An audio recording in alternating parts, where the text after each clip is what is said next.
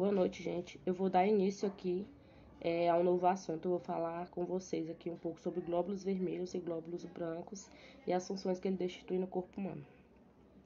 Glóbulos vermelhos ou hemácias. Os glóbulos vermelhos são estruturas celulares responsáveis pelo transporte de oxigênio para os tecidos do nosso organismo. Sua estrutura é rica em hemoglobina, que acaba deixando essas células vermelhas, bem como o sangue, que é composto principalmente por hemácias. A diminuição da capacidade de transporte de oxigênio nos glóbulos vermelhos pode originar uma série de anemias.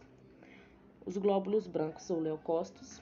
Glóbulos brancos ou leucócitos são estruturas celulares responsáveis pela eliminação e neutralização de agentes estranhos no organismo por meio da produção de anticorpos.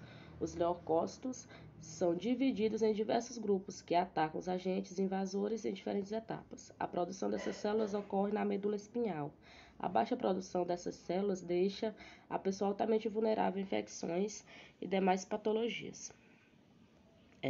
Podemos concluir que tanto os glóbulos brancos como os glóbulos vermelhos são estruturas fundamentais para o bom funcionamento do organismo.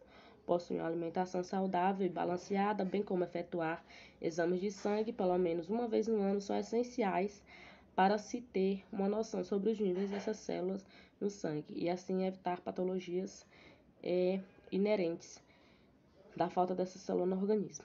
Eu vou mostrar para vocês agora aqui um vídeo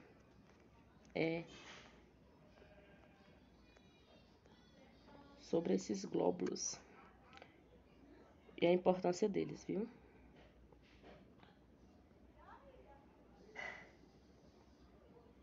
Milhões delas por milímetro cúbico de sangue.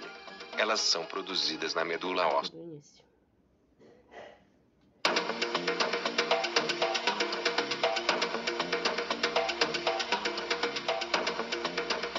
Também chamados de eritrócitos ou hemácias. Os glóbulos vermelhos são as mais numerosas células do sangue. No ser humano, existem cerca de 5 milhões delas por milímetro cúbico de sangue. Elas são produzidas na medula óssea vermelha dos ossos, e não possuem núcleo. Os glóbulos vermelhos dos mamíferos não possuem núcleo, pois eles são eliminados durante o processo de diferenciação da célula. Nos demais vertebrados, o núcleo se mantém, mas não é funcional. Observando o esquema ao lado, os glóbulos vermelhos se formam na medula óssea vermelha através dos eritroblastos, células originadas pela diferenciação de células tronco mieloides. Durante a diferenciação, os eritroblastos dos mamíferos eliminam o núcleo e sintetizam uma grande quantidade de moléculas de hemoglobina, transformando-se em reticulócitos.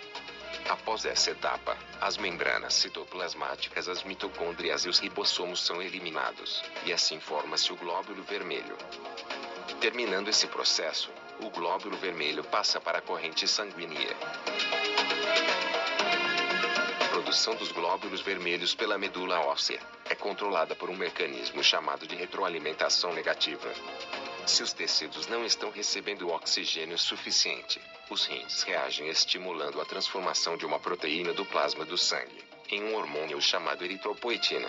Este hormônio estimula a eritropoese, que consiste na produção de glóbulos vermelhos. Se o afluxo de gás oxigênio para os tecidos for maior do que as células conseguem utilizar, a produção de eritropoetina nos rins é inibida, e a eritropoese diminui.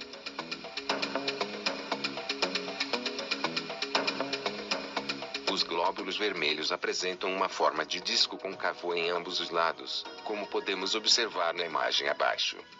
Exatamente por essa forma de discoide e concavidade em ambos os lados, garantem uma superfície relativamente grande para a captação e a distribuição de gás oxigênio. A função dos glóbulos vermelhos consiste no transporte do gás oxigênio para o corpo, e a remoção do gás carbônico. A cor vermelha dos glóbulos vermelhos se deve pela presença de um pigmento chamado hemoglobina. A hemoglobina, então, exerce uma importante função no transporte dos gases respiratórios. Observando o esquema abaixo, os glóbulos vermelhos são capazes de absorver o oxigênio. O processo tem início nos pulmões através de um processo chamado de hematose, também chamada de trocas gasosas. Então, no processo de absorção, o gás oxigênio se combina com a hemoglobina, formando a oxihemoglobina. Nos tecidos, essa combinação é desfeita e o gás oxigênio passa para o interior das células. Assim, os glóbulos vermelhos promovem o transporte e a distribuição de gás oxigênio para todas as partes do corpo. Assim como transportam o gás oxigênio, os glóbulos vermelhos também transportam o gás carbônico dos tecidos até os pulmões. Então, o gás carbônico absorvido dos tecidos se junta com a hemoglobina, formando a carbohemoglobina. Nos pulmões essa junção é desfeita e o gás carbônico passa para o interior dos alvéolos pulmonares, onde será eliminado do corpo. Assim, os glóbulos vermelhos também promovem o transporte do gás carbônico. O que é importante a gente lembrar é que o transporte do gás carbônico no corpo é complexo. Uma parte é dissolvida no plasma do sangue, e outra se prende à hemoglobina dos glóbulos vermelhos.